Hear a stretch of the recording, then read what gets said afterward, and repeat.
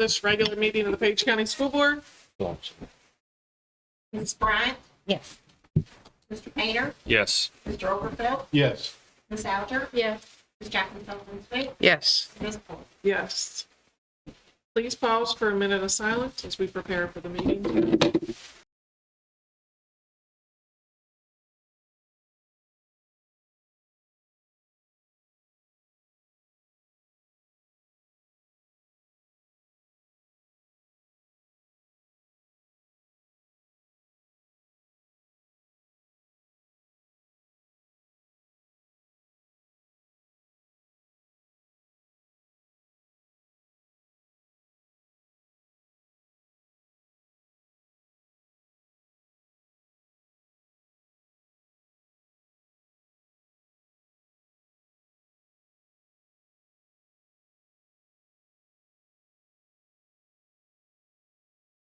Please stand for the Pledge of Allegiance.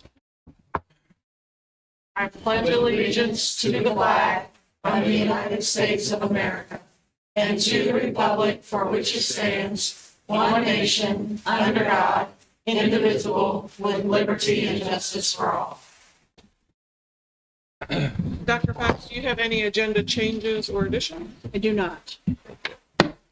I have a motion to approve the agenda as presented. Make a motion, we approve the agenda as presented. Second. Motion by Mr. Painter and a second by Mr. Overfelt to approve the agenda as presented. Mr. Overfelt? Yes. Ms. Bryant? Yes. Mr. Painter? Yes. Ms. Alger? Yes. Ms. Sullivan Smith? Yes. Yes. Madam Chairman, I would like to certify that personnel matters discussed in closed session referred to section 2.2-3711A1. We have a motion by Ms. Sullivan Smoot and a second by Ms. Alger to certify personnel matters discussed in closed session. Ms. Alger? Yes. Ms. Bryant? Yes. Mr. Overfelt? Yes. Mr. Alger? Excuse me, Mr. Painter? Yes. Sullivan Smith? Yes. Ms. Ford? Yes. Do you have any citizen comment? Can I have a motion to approve the consent agenda? I make the motion, we approve the consent agenda. Motion. Second. We have a motion by Mr. Overfelt and a second by Ms. Bryant to approve the consent agenda. Mr. Painter? Yes. Ms. Alger? Abstain. Ms. Bryant? Yes. Mr. Overfelt? Yes. Ms. Sullivan Smith? Yes. Ms. Ford? Yes. All right, Dr. Fox, recognition, conservation, education, teacher review. Yes, so Ms. Burke is here with that presentation. Or Ms. Clark is here with Yeah. that presentation. You want to do the art or the? Is a conservation, I thought I heard Clark. That's why. oh, good. Okay, yes, we will, let's start with Lamaya. Okay. So is Lamaya here? Yes. she is. Lamaya, come on up if you don't mind. And Mrs. Gordon's going to join you up here. Is Ms. Jenkins here? She could not. She became ill today. So Lamaya actually placed first at the Shenandoah National Park Youth Art Contest, and her artwork is shown there, and they have it on display. You're going to go up there Lamaya, with come Ms. stand. Gordon. Get your picture. You can hold. They don't want a picture of me. She did bring some of her artwork for you guys to see the other stuff that she's done this evening as well. So you want to hold it, please? I'll take a picture. Yeah, totally. Yeah. Oh, Spider-Man? Oh, my grandson would love that. Very nice.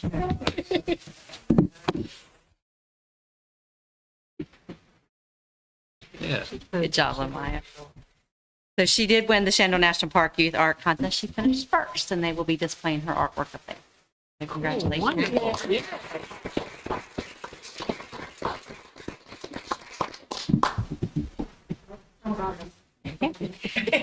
Amber Moore could not be with us this evening. She was one of the VSBA Regional Art Competition second place winners.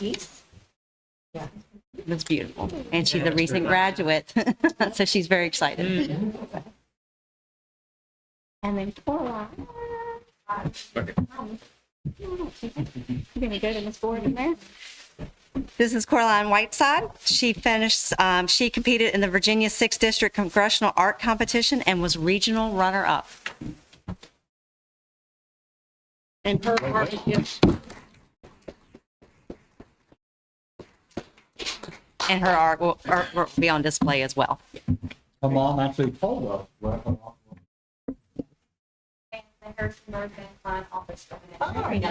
right. Good, good. Well, congratulations to all of you. And we also want to thank all of our art teachers, including Miss Jenkins, because kids can't compete and enter into these competitions without a teacher and administrators and other people supporting them. So moms and dads, guardians, brothers, sisters, thank you all for also encouraging them and for you guys being brave and stepping out there and entering and putting your artwork into these competitions. So we enjoyed seeing it, and we're very, very proud of you guys and glad we could bring you in tonight and honor you. So thank you for that. Great job. Well done.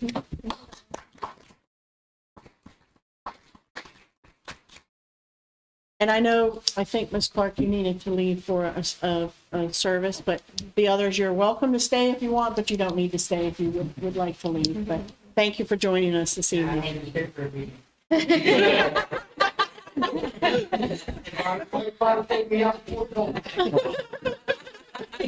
you, guys. Thank you. Okay, with him.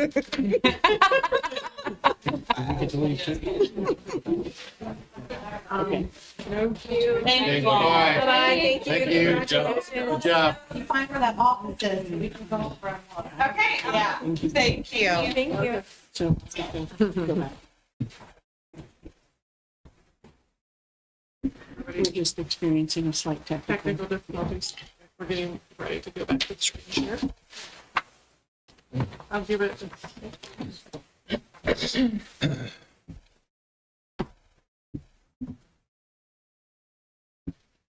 All right. Ms. Sechrist, monthly financials.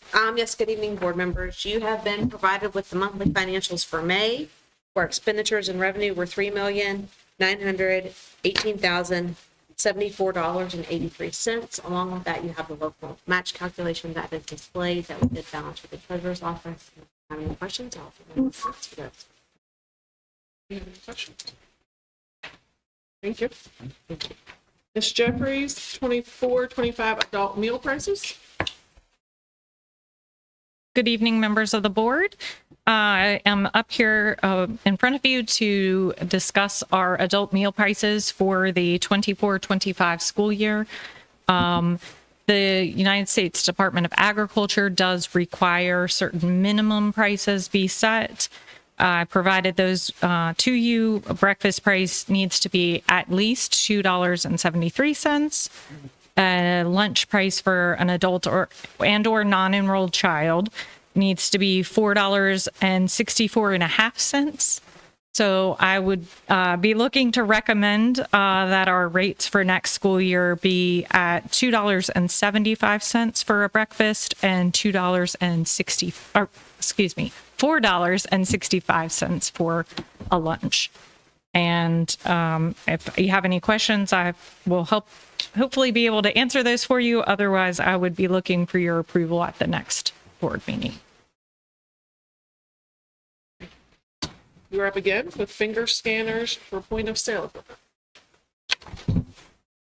Good evening again. So as we are proceeding to reintegrate our point of sale system throughout our schools, we did start using them directly at our middle and high schools this past year. We would like to integrate them in again at our elementary school. And so I wanted to talk to you about the possibility of using finger scanning to assist us with the process versus a PIN number or a barcode scanner. And so I wanted to give you a little step-by-step of how that fingerprint scanning and it's not a fingerprint, so finger scanning. Let me not misspeak.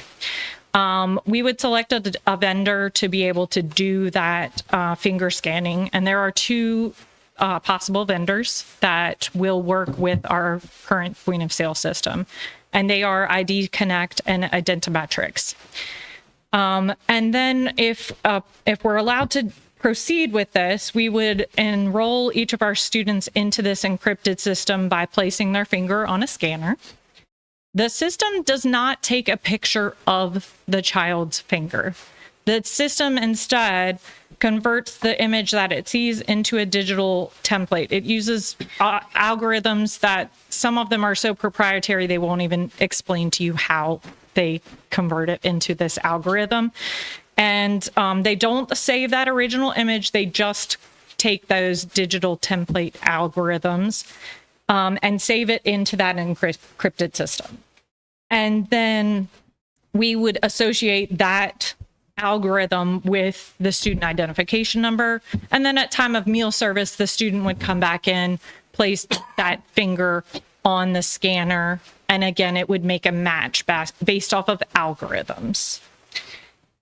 So why would we choose to do this process? First of all, accountability. It's going to ensure that we're matching up the actual student with the person receiving the meal. So sometimes we have students that have learned other students' PINs, or currently we had a swap over with our student ID numbers to now some of our PINs are identical to the student identification number. All of these things cause trouble when it comes to accountability in our system. And the federal government is very specific. Each child should only have one breakfast and one lunch a day.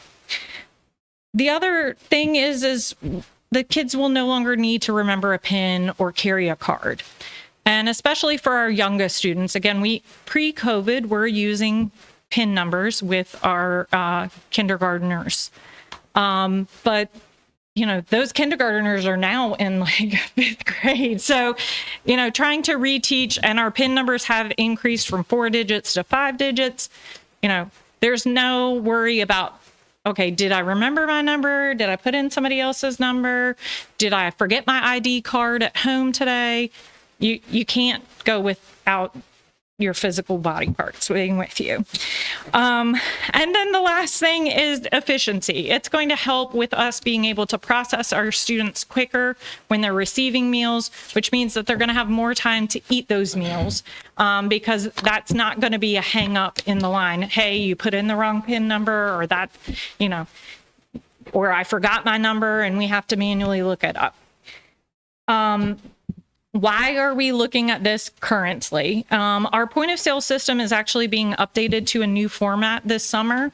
And so our staff is going to have to learn a new system anyway. So we figured this might be the best time to try to integrate the finger scanning at the same time. I will welcome any questions, comments, concerns about this proposal. Do other school systems use this? Yes. A large number of the school divisions use it. I can't speak directly to give you, I can get data on which ones are currently using it, but this is being used in other divisions. So are you doing a cost analysis from the 2 different companies you're looking at? If you guys approve me to move forward, yes, I would get quotes, and then you're going to see purchase order. Most likely this is going to cost us initially with the equipment more than the $10,000. So you would see the purchase order before we would move forward with either system. I also will work with Mr. Samples to make sure, again, in terms of technology, are we, doing this the safest way for our families and students? Right.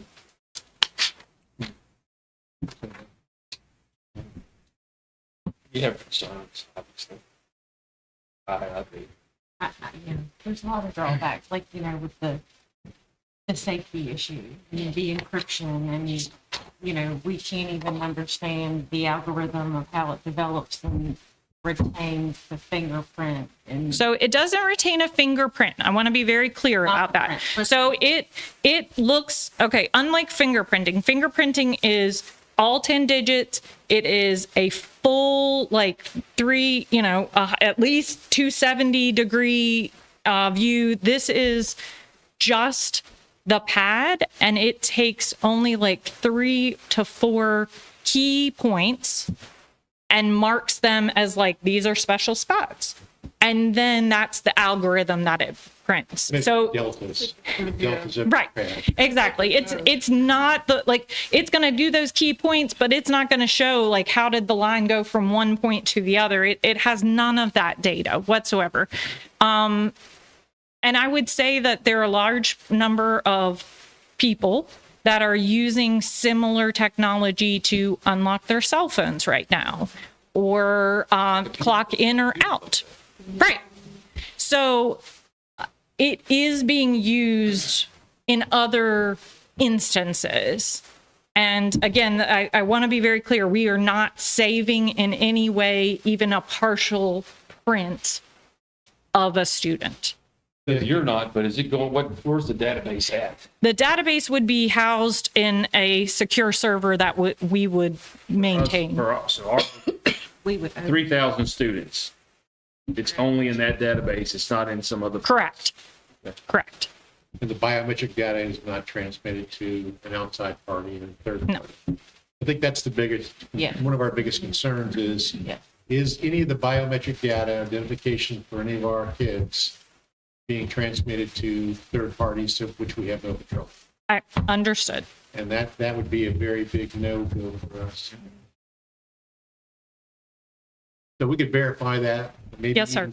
It would be interesting if we could get a demonstration of them for the scanner. Okay. Maybe one of the companies that we looked at or looking at would be willing to show us how it works. Yes, sir. I can work on that.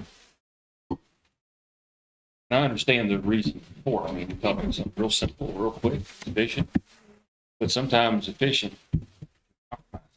No. You can help And- those concerns. Yes. And I would say that, there would always be the possibility of keeping some secondary mechanism. Like if you, if you had a family that was concerned, like Right. we could keep a scanner or a pin pad there, but for the families that are comfortable with this technology, it could expedite and, again, allow our students a little more time to consume those meals. I think people are also concerned about data breaches. We've just had a massive data breach by the Chinese. So and it's happening more and more every day. I think they just hacked 2,000 systems in the last 2 days here in the United States. Anyway. Understood. Thank you, guys. Thank you. Mr. Bell, policy update?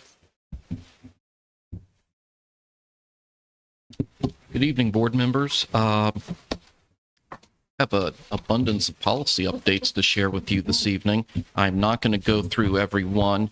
There are 4 policies up for review that are not being revised. And we have 48 policies that have either additions or revisions or are new.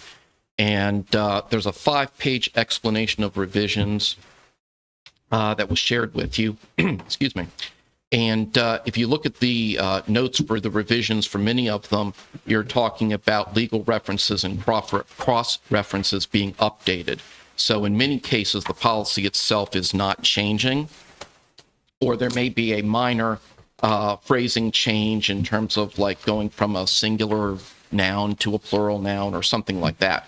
What I want to focus on for a few minutes is the policies that are either brand new for us or are reflecting some significant changes.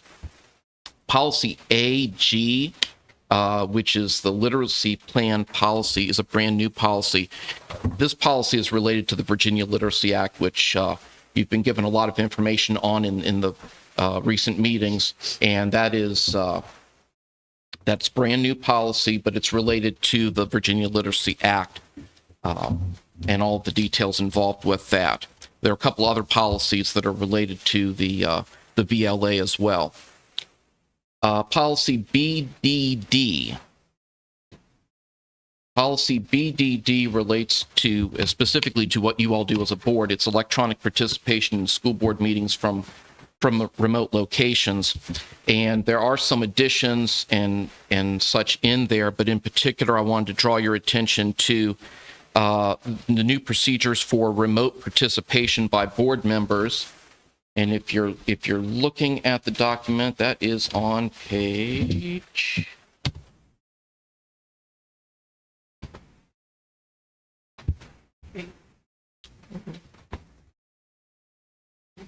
It's where it talks about the number of meetings per year and the percentage, whichever is greater. And there is a bottom of page 2. Actually, it's a footnote there, but it is related to the blank for the fourth bullet on page 2 of policy BDD. And that's related to the, if a member was unable to attend due to a personal matter and identifies with specificity the nature of the personal matter. However, a member may not use remote participation due to personal matters more than blank. And the notation at the bottom says it should be not to exceed 2 meetings per calendar year or 25%. Typical meeting year for you all is 20 or 21 meetings, which comes out to 5 meetings. So your current policy is 4 meetings a year or 25%. The VSBA language here recommends not to exceed. Actually says must fix the numbers of meeting not to exceed 2 meetings per year or 25% of the meetings held per calendar year. That comes out to about 5 meetings anyway. So regardless of the wording of the current policy versus new, you're still looking at that same number of meetings that you can possibly do through remote participation. Policy BDDH, which now includes a section, this is about public participation at board meetings. It includes a section that specifically outlines student participation. And I think we've always allowed students to participate in meetings and to address the board. This just puts the language out there. It's due to an amendment to the Virginia Code this year. It offers some options that you can choose to do as a board or not do as a board.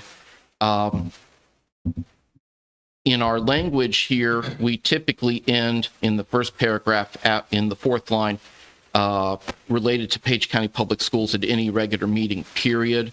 And don't include anything that would be in a blank. But you also have regulations as a board that go into those specifics, but they're not part of that policy. But they're already included in your policy manual, but as regulations.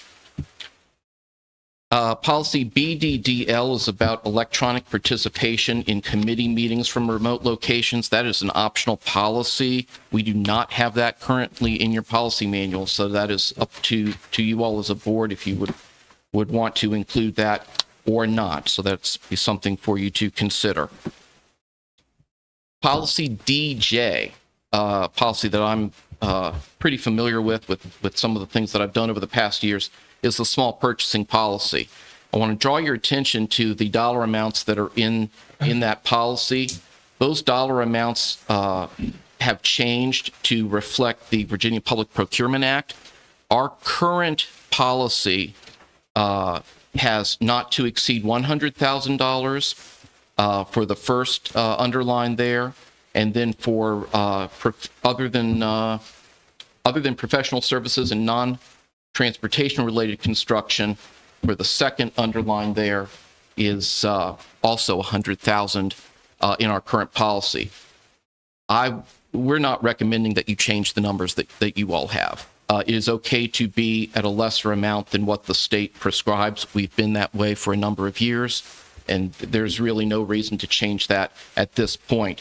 However, the language change in the 3rd line in policy DJ is something that I think would be prudent to adopt. But as far as the dollar amount, I think it would be fine to leave that at the current amounts, which are $100,000 and 100,000. We can always review that later if that's something that we need to get closer to the state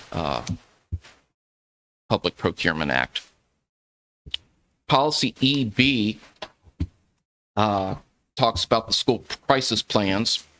In the second paragraph, which is actually one sentence long, it requires that we designate a position or a name as the emergency manager. Our current policy does need to be updated to reflect the position, which should be the assistant superintendent for HR and business operations. Right now, I believe it has an individual's name in it, and that does need to change. Along with that, there's an update for providing in the crisis plans for schools that students with mobility impairments, that there are provisions that seek to maximize the opportunity for students with mobility impairments to evacuate the building alongside non-mobility impaired students. It does not give specifics with that. We're just supposed to look at that and consider that as part of our crisis plans. Policy EBCB, the only change there is they went from talking about the specific number of fire drills to saying that the number of fire drills should match the statewide fire prevention code. That way, as the code changes in the fire code, we don't have to keep updating your policy to match what state code is. Policy GBL reflects human resources a little bit. This is in terms of employment verifications between school divisions. When a school division, or a school board rather, an employee of a school board, we have an employment verification being requested by another school board, the new policy will be that we have to respond within 10 working days. What's important to point out is that they define working days in the policy as every day except for Saturdays, Sundays, and legal state and federal holidays. When we went through the review for this policy, it was very clearly pointed out to us that working days do not include days that Page County Public Schools are closed, but are not weekends or holidays. So if you all, as part of the school calendar, grant a holiday to 12-month employees, that doesn't count in the 10 working days to get an employment verification back. In my experience, we've never had an issue with getting any of these verifications done within 10 working days regardless, but it might be an issue, for example,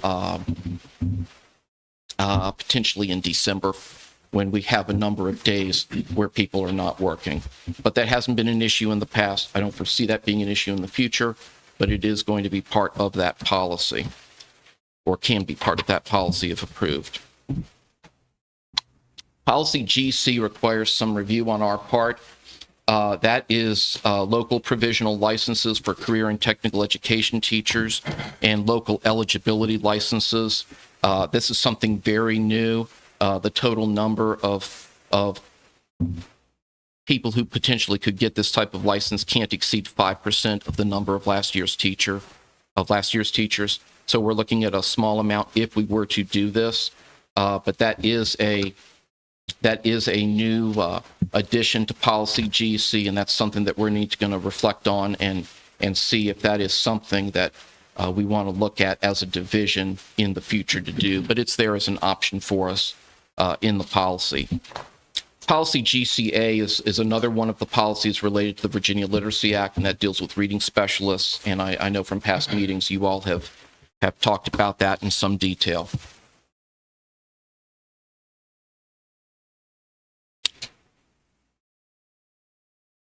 Policy IGAE and IGAF. Those are policies related to health education and PE, and they provide some specifics about some health instruction, about hazing prevention education in grade 9 or 10, which needs to be part of that instruction. But there's a line at the top of page 2 of IGAE, IGAF, that I just want to draw your attention to because it is a line that we would not want to adopt at this time. And it relates to the Junior Reserve Officers Training Corps. and accepting that as fulfillment of PE requirements in grades 9 through 12. Since we do not offer a JROTC program at this time, this is a sentence that we would not want to have in this policy at this time, but it's something that certainly could be added in the future if needed. Policy IGAG simply is about fentanyl awareness, that the first 2 weeks of school, every high schooler is going to get a one-page flyer. And that's what that policy has in addition to, besides the other parts that are currently in there. Policy JFCF includes 2 options. JFCF is the policy on drugs in school.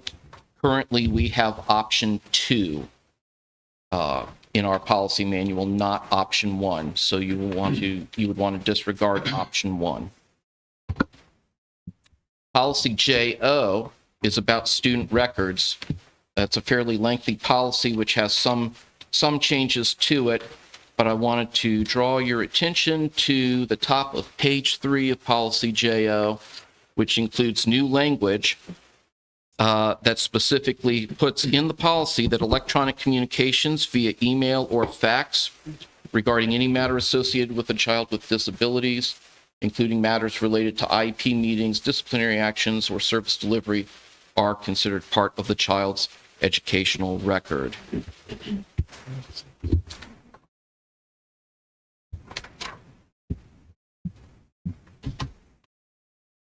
And then I actually just have one more to talk about. And that's policy KJ, which is about advertising in schools. The 3rd paragraph, which is about commercial establishments whose primary source of revenue is the sale of intoxicants, may not advertise in school publications. Interestingly enough, the VSBA is recommending that be stricken from the policy, and the reason for that is because it is not required by law. However, you as a board can have the option of retaining that in the policy. It's not required by law, but you are certainly welcome to retain that specific reference in policy KJ. Those are the main things that I wanted to emphasize. Obviously, it's a lot of material. It's like a 113-page file. Please look at it. This is for informational purposes. There's a lot of stuff in there. Like I said, I believe I've hit pretty much where the significant things are. As you review it, you'll see that a lot of these things are changes with references and some changes in some of the wording. But I've highlighted the major things for you. If something requires further discussion or further questions, we're open to that. Thanks. I had one question. Sure. I think probably your name is in one of these policies as the assistant superintendent of school. Or it could have been an old prior assistant superintendent. It's a prior assistant Why superintendent. would we put names in? Yeah, we try not to. So Yeah. that would have happened. And The option is there in the policy, but Okay. it makes sense to have it as a position and not an individual. Thank you. Thank you, Mr. Bell. You're welcome. Dr. Johnson, Grove Hill leaves. Yes, thank you, members of the school board. I wanted to give you an update on where we're at with 2 leases at Grove Hill, one for Bible Holiness Academy and the other for Keys Academy. And I sent both of those institutions a copy of the lease, virtually the same lease. We have a template that we've had from our attorney for several years now. And we had to tweak the language slightly to point out shared spaces. We provided a map to each of them and we color-coded whose was whose space. Bible Holiness we're in really good shape with. They've looked at it. They feel good about it. Really, the only change, other than the language on shared spaces, is we adjusted the beginning and end date of the lease to coordinate with our school year. So some years ago, when Bible Holiness came on board, their lease began in October and ran through the end of September.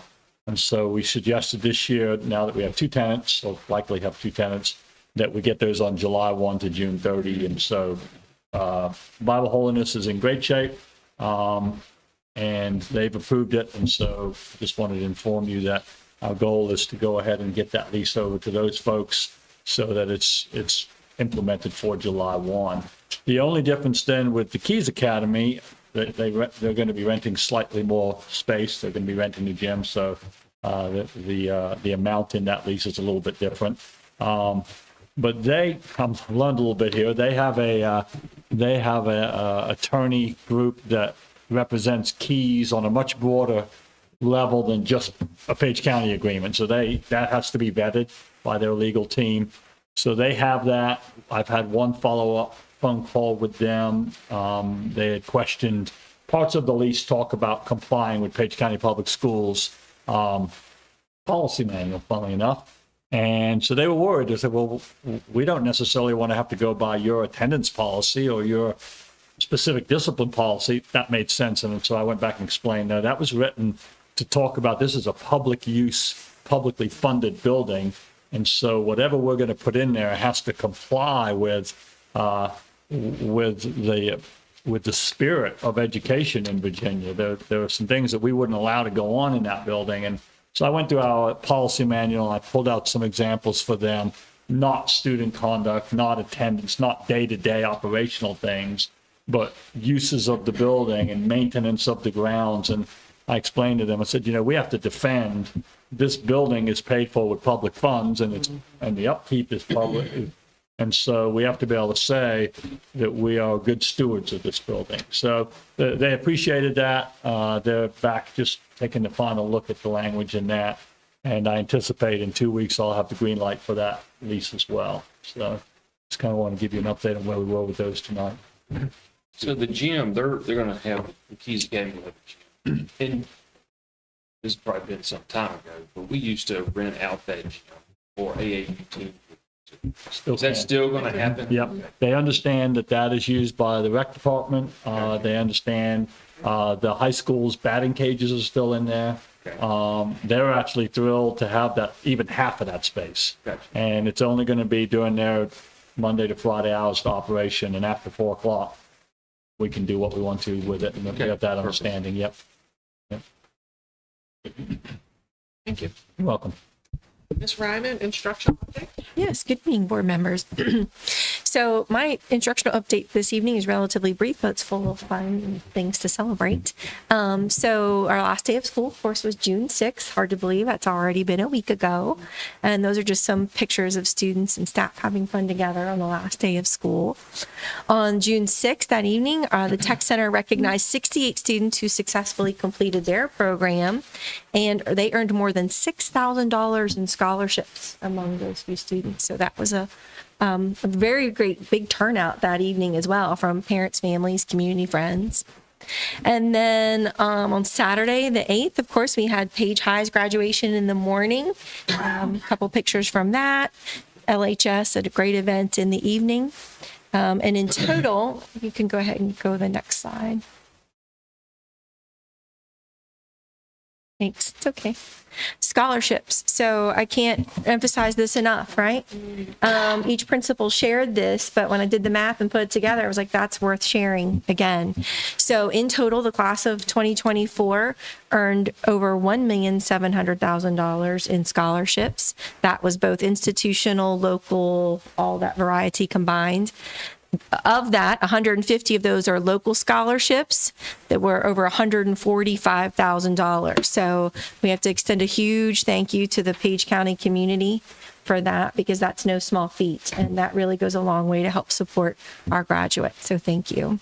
And then I just want to close out, since this is my last board report, by saying thank you to all of you. Thank you to our cabinet team and staff here. It's been my honor and pleasure. So thank you.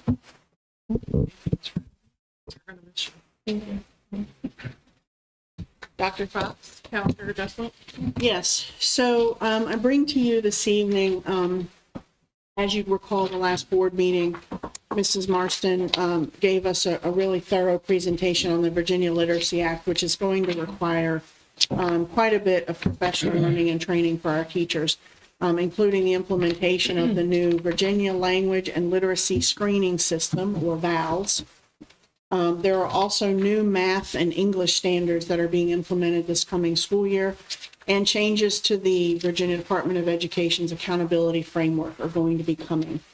Because of all of that, I am bringing to you, it's unusual that we come back at this time of the year with a calendar request change, but I'm bringing it to you to request and ask for consideration and approval of 4 additional early release student days, with that time being designated as professional learning time for teachers.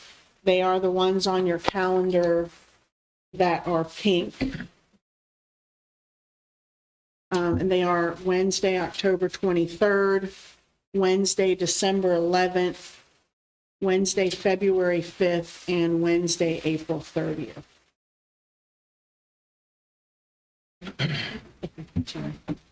I'm reflecting back on our conversation this morning, but this is where we landed, right? Okay, sorry, little moment there, senior moment for me. So what I'd like for you to do is I'll bring this back to you next board meeting for a formal vote, and we would like to then move this out as quickly as possible to get it out to our parents and family and students. Questions? Is this similar to the coming in late day? Yeah. Okay. Yeah. Why aren't we coming in early? With teachers? the 2-hour delay, parents didn't particularly like that. It was more difficult for them, but they are more amenable to an early release. It's easier for them to find care in the afternoon than it was in the morning. So that was parent driven. Pretty much, yeah.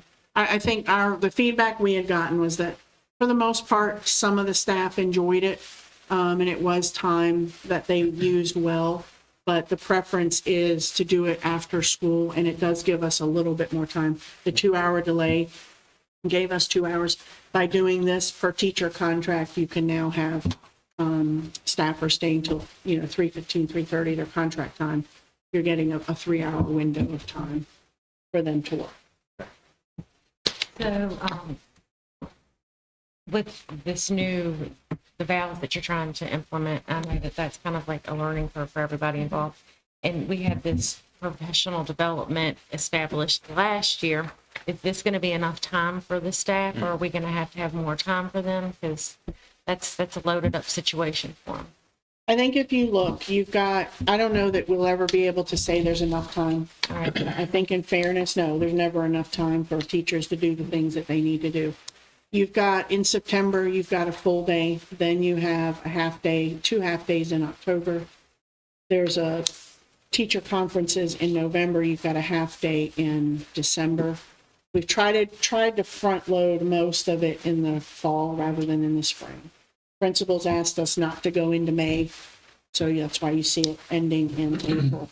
So, Ms. Bryant, no, there's never enough time. We could add, 10 more half days, but we also have to be mindful of our instructional hours and keeping pace with those seat hours that are required for students to earn credit. So by having a half a day in there, we can still get some hours in without losing also a full school day.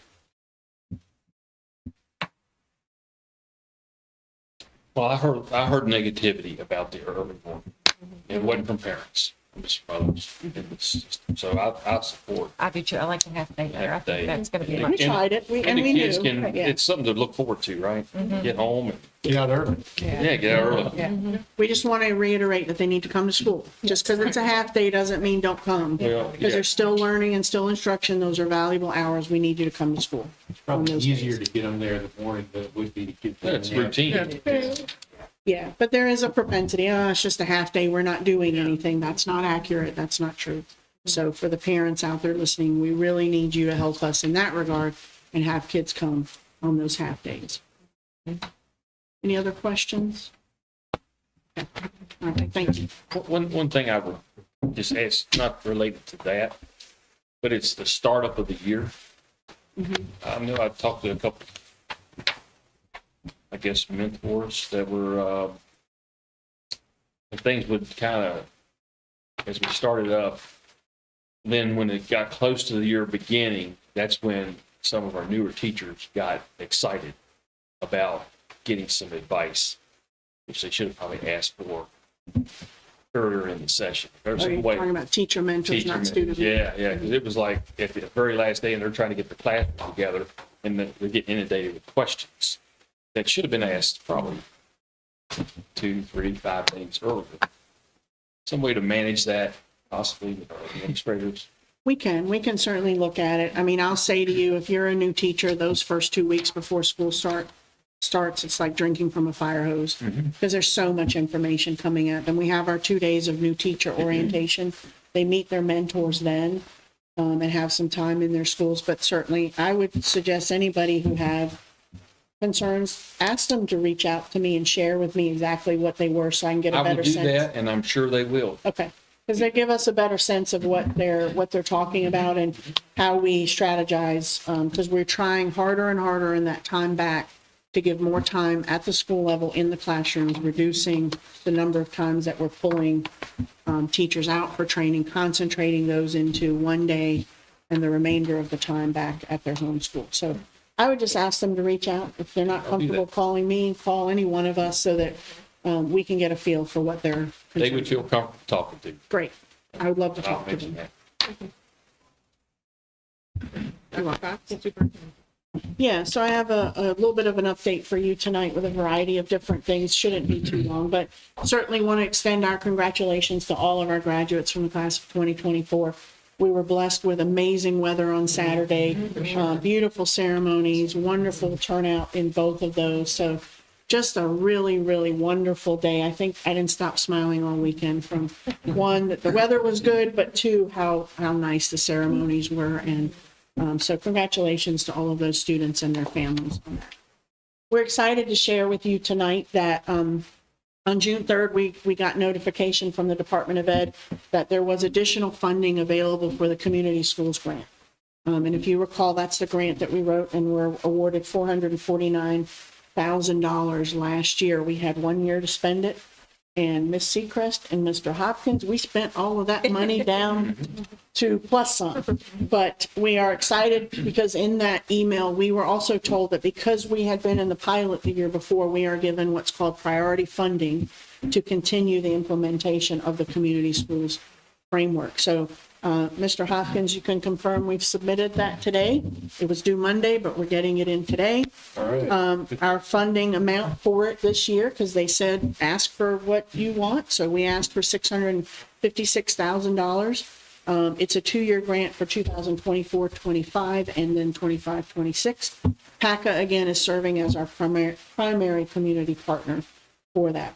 And this particular grant, if we're awarded it, it'll fund things such as continuing those school-based community liaisons that we have at each school, some transportation costs when we have after-school activities or we support parents who need transportation.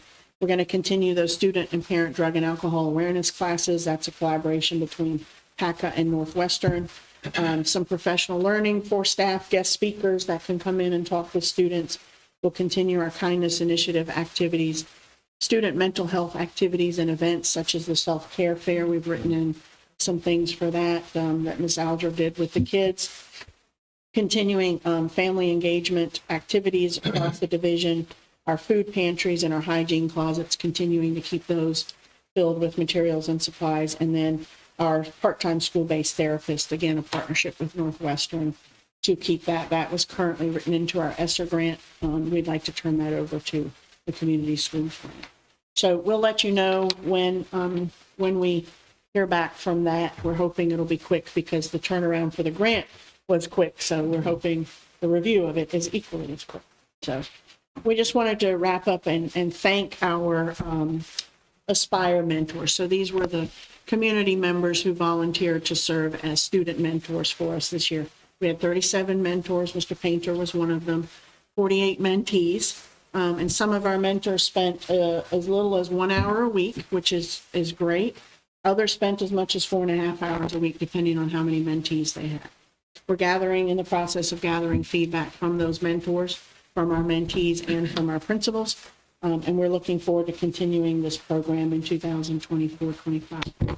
Our mentees can expect, we have a letter coming and a little thank you to them that we're kind of excited about to share with them. So we just want to thank everyone who participated in that, and anyone who might consider wanting to be a mentor next year.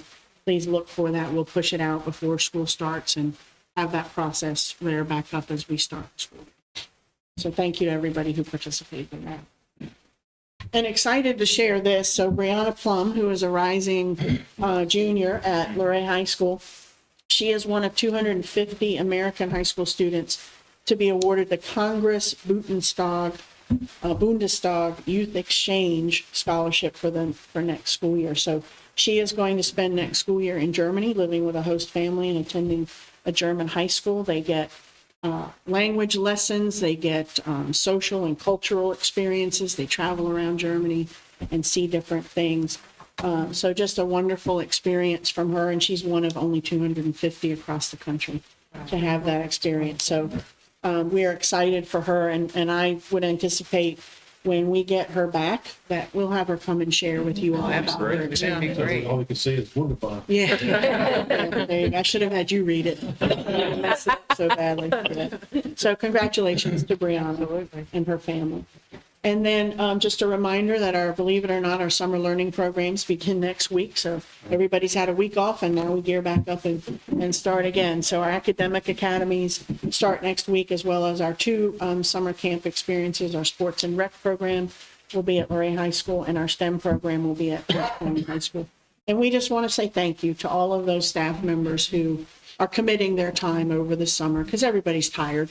But we appreciate them, and it's teachers, administrators, instructional aides, bus drivers, food service, custodian, everybody. It's like school's running for these activities and events. So we just want to say thank you to all of them for being willing to participate so we can offer these experiences to students. Our Meals on the Bus program is off and running. I've had a good week this week, other than a little minor glitch today, but we're working through that. But just a reminder, this information is on our webpage. It's on our Instagram. We encourage families to come and get those meals from our program this summer. And thank you to Mrs. Jeffries and her staff for making that possible for our students. And certainly last but not least, we want to wish Mrs. Ryman best wishes and good luck in her new role. We're certainly going to miss you. I know you're going to be mad at me for years for that, but hey, you deserve it. I'm just kidding. So, but we just want to say thank you, Mrs. Ryman, for everything you've done for us the last 2 years, what you've brought to us, what you're going to leave for us in terms of your legacy. So thank you for what you've done. I made it pink just for you. It was a struggle because you know how I am about pink, but pink just for you. Pink today too. I know, right? It's all about Gabby today. So, but seriously, thank you for everything, and know that we wish you the best. When is her last day, by the way? Next week. Next when? Next Tuesday? Well, technically the 27th. Well, that's about. Yeah.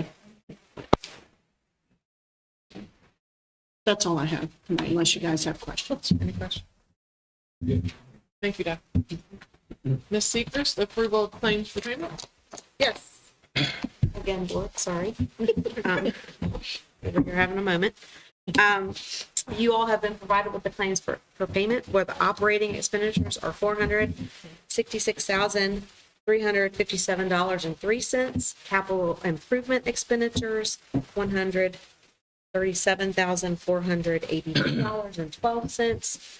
Food service expenditures, $150,880.41, for total expenditures of $744,719.56. Along with that, you do have the list of claims as well as all of the check registers. And if you have any questions, I'll do my best to answer those. Motion that we accept the claims for payment as presented by Ms. I'll second. Motion by Mr. Painter and a second by Ms. Sullivan Smoot to accept the claims for payment as presented. Mr. Overfield? Yes. Ms. Alger? Yeah. Mr. Painter? Yes. Ms. Bryant? Yeah. Ms. Sullivan Smith? Yes. Ms. Ford? Yes. Thank you. Seacrest, purchase orders over 10,000. Yes, we have a considerable list. However, 4 of them are for this fiscal year, FY '24. Again, using ESSER 3 expenditure. You can see there, we're working hard to be able to come back and tell you the same thing as a community school grant, that we've expended all of that. And so that is our goal. The next 16 below that are for July 1st, which is quickly approaching and sneaking up on us. So Mr. Samples worked really hard to get his technology, most of his licensures and things that are renewals for the next year into you all. So you can see all of those there, things for Power School, Apogee, RDA, which is our financial system, things of that nature. And then you will also see several more of those for Reagan at the end of the month for our operation and maintenance, those type of things. Those are the purchase orders we have for your consideration this evening. If you have any questions, we'll do our best to answer them. Make a motion, we approve the purchase orders over $10,000. Second. We have a motion by Ms. Alger and a second by Mr. Oberfeld to approve the purchase orders over 10,000 as presented. Ms. Alger? Yeah. Mr. Painter? Yes. Ms. Bryant? Yeah. Ms. Overfield? Yes. Ms. Sullivan Smith? Yes. Ms. Gordon? Yeah, Thank you. thank you. Ms. Jeffries, wellness policy, EF. Good evening again, Board. I come before you tonight hoping for your approval of the recommended changes to the wellness policy EFE. They were presented at the last meeting. These changes were recommendations from our wellness committee. I make a motion that we accept the wellness policy EFE as presented. Second. We have a motion by Mr. Painter and a second by Ms. Alger to accept the wellness policy as presented. Mr. Painter? Yes. Ms. Bryant? Yes. Mr. Overfield? Yes. Ms. Alger? Yeah. Ms. Sullivan Smith? Yes. Ms. Gordon? Yeah. Ms. Jeffries, nutritional services triennial assessment results. Again, Board, this is the results of our triennial assessment, which is required every 3 years. Presented the information to you last board meeting. If approved, it will get posted for the publics to see, and we will share with the Department of Education that we have completed this task. Make a motion, we approve the nutritional services triennial. Second. Motion by Ms. Alger and a second by Mr. Painter to approve the nutritional services triennial assessment. Ms. Bryant? Yeah. Mr. Overfield? Yes. Ms. Alger? Yeah. Mr. Painter? Yes. Ms. Sullivan Smith? Yes. Ms. Gordon? Yes, Thank you. thank you. Mr. Hopkins, federal programs. Good evening, everyone. I'm here to get your approval to submit the 24-25 consolidated application for federal programs.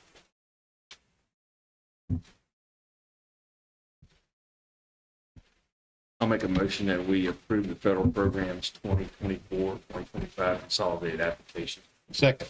We have a motion by Mr. Painter and a second by Mr. Oberfeld to approve the federal programs 24-25 consolidated application. Mr. Overfield? Yes. Ms. Alger? Yeah. Mr. Painter? Yes. Ms. Bryant? Yeah.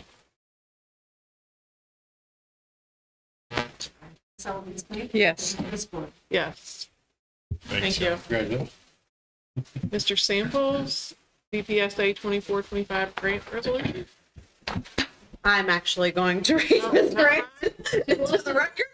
Imagine that. Where's Izzy? I know, right? I know. 'Cause this one is even extra dry because I think it's just a template, but I'm gonna hold it out here because I need some glasses. But anyway, no, I don't know. I'm not sure. Thank you. Okay.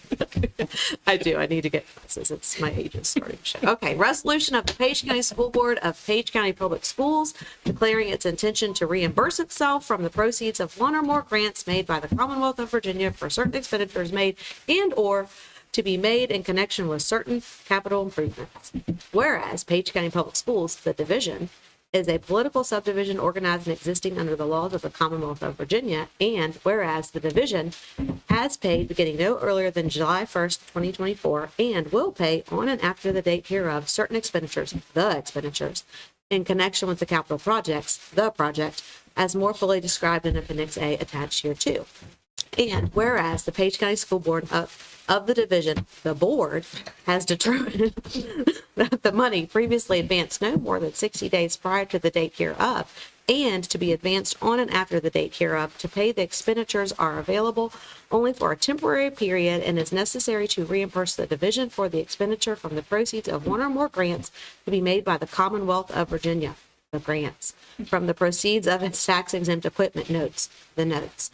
Now, therefore, it be resolved by the board as follows. Section 1, the board hereby declares the division's intent to reimburse the division with the proceeds of the grants for the reimbursements with respect to the projects made on and after July 1st, 2024, which date is no more than 60 days prior to the date hereof. The division reasonably expects on the date hereof that it will reimburse the expenditures with the proceeds of the grant. Section 2, each expenditure was and will be a type of properly charged to its capital account under the federal grant income tax principles determined in each case at the date of the expenditure. Section 3, the maximum cost of the project is expected to be $258,000. Section 4, the division will make a reimbursement allocation, which is a written allocation by the division that evidences the division's use of proceeds of the grant to reimburse an expenditure no later than 18 months after the later of the date on which the expenditure is paid or the project is placed in service or abandoned, but no, that's terrible. But in no more event than 3 years after the date on which the expenditure is paid. The division recognizes the exceptions are available for certain preliminary expenditures, costs of issuances, certain de minimis amounts, expenditures by small issuers, based on the year of issuance and not the year of expenditure, and expenditures for construction projects of at least 5 years. Section 5, this resolution shall take effect immediately upon its passed and adopted this 13th day of June 2024. Page 3 has a lovely description of the project by applicable area. Thank you. All right. So I'll make a motion that we approve the BPSA 2024-2025 grant resolution as read. Into the record. Second. We have a motion by Mr. Painter and a second by Mr. Overfelt to approve the BPSA 24-25 grant resolution as read into the record. Ms. Alger? Yes. Mr. Painter? Yes. Ms. Bryant? Yes. Mr. Overfelt? Yes. Ms. Ellen Smith? Yes. Ms. Gordon? Yes. Thank you. I make a motion, we approve personnel action item A. Second? Motion by Ms. Alger and a second by Ms. Sullivan Smoot to approve personnel action item A. Mr. Painter? Yes. Ms. Bryant? Yes. Mr. Overfelt? Yes. Ms. Alger? Yes. Ms. Ellen Smith? Yes. Ms. Gordon? Yes. Thank you. Board meeting date change. Yes, so bringing to you this evening a calendar change for our meeting in July, moving it from Thursday, July the 25th to Wednesday, July the 31st. So again, moving it from Thursday, July 25th to Wednesday, July 31st. Make a motion, we approve the board meeting. Second. Oh, we have a motion by Ms. Alger and a second by Ms. Bryant. To approve the board meeting date change from 7:25 to 7:30. Ms. Bryant? Yes. Mr. Overfelt? Yes. Ms. Alger? Yes.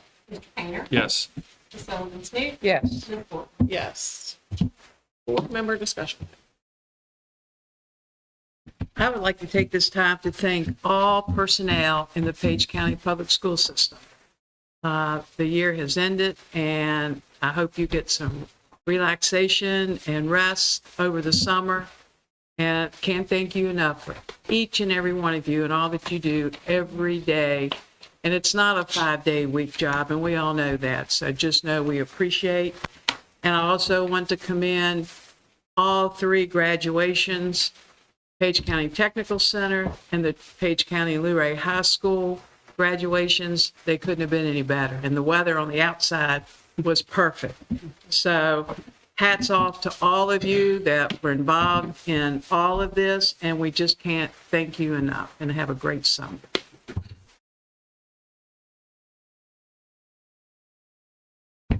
Well, I would like to echo those comments. I mean, it was just the culmination of this year shows the hard work and dedication by the staff, by the teachers, by the administration, and the outstanding leadership of Dr. Fox, I think, was very key and instrumental in making all this happen. I believe that the graduation ceremonies were awesome, absolutely awesome. And the fact, I mean, just representation of the $1,757,000 of scholarships really says a lot about the quality of our students, the quality of their instruction and the drive that was there. I mean, that's a wonderful amount of money. It's going to save a lot of the parents and give these kids our kids, an opportunity for a very bright future. I wanted to, I was listening to a podcast yesterday. They were interviewing a young female electrician, and she was talking about how it was really odd, or they were commenting on, well, it's kind of odd for you to be an electrician, as you don't find many women in that business. And she went on and she said, yeah, well, it takes, many, many years to become an electrician. And I thought, well, that's not true. We graduated electricians out of the technical school that went to work immediately for one of the largest electrical companies in the United States. I mean, we're talking about an 11,000 employee company. And it struck me that was how wonderful that was, that a nationwide company like that would reach down into Page County, into our technical school, and to pick and select students to be hired.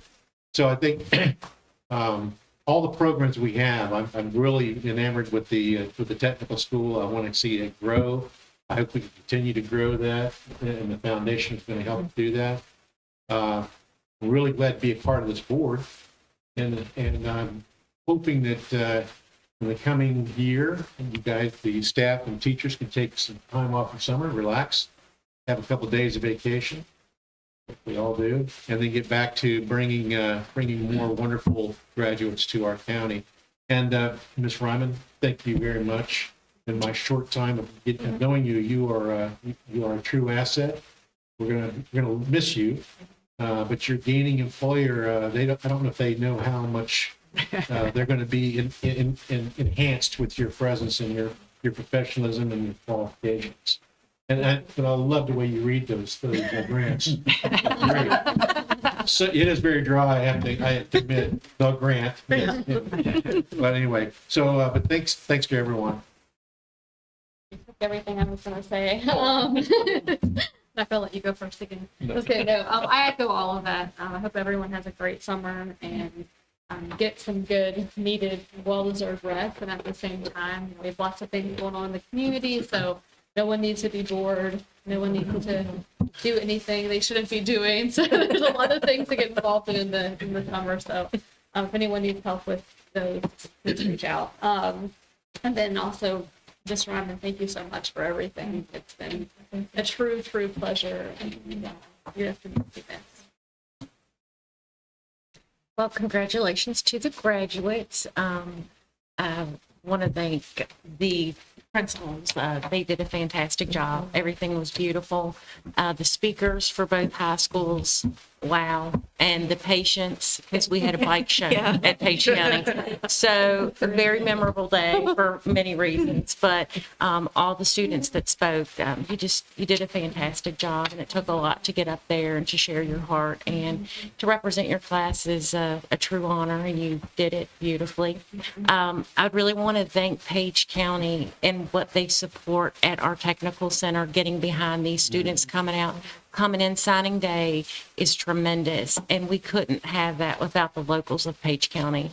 That once again shows how much our community supports our young people, and I hope that also encourages the staff at Page County Public School Systems. They support you. They see what our kids are coming out. They want them to stay, and they're showing up to support them.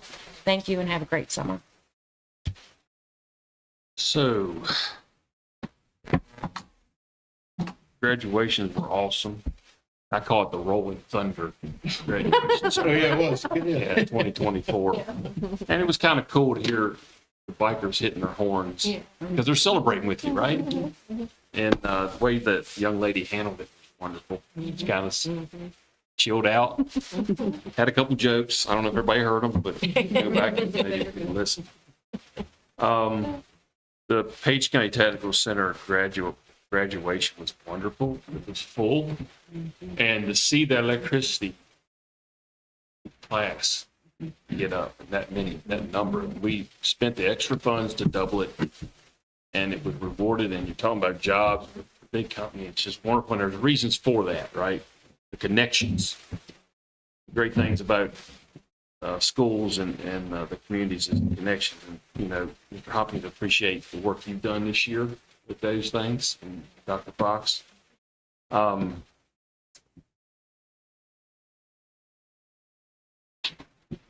Two of the students, one from Page County High School and one from Luray High School, spoke about how people in the school system helped them get through hard times.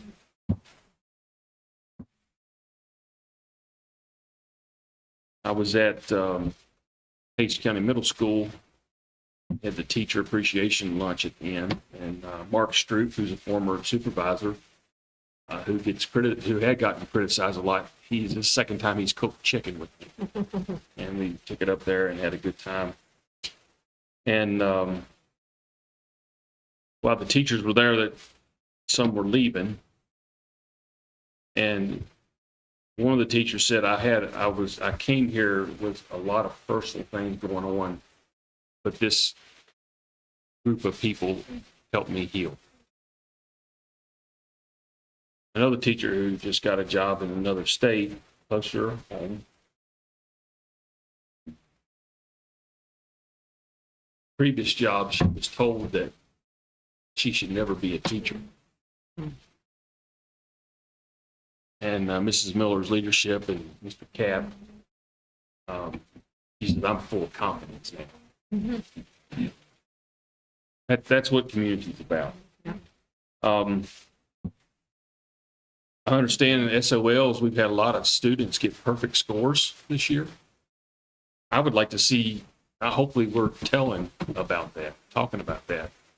It'd be great to have a list. I mean, could you imagine all the parents forwarding those things and celebrating their child? One kid, I think, got all the classes he took, all the SOLs he took, he passed it with perfect scores. Pretty awesome.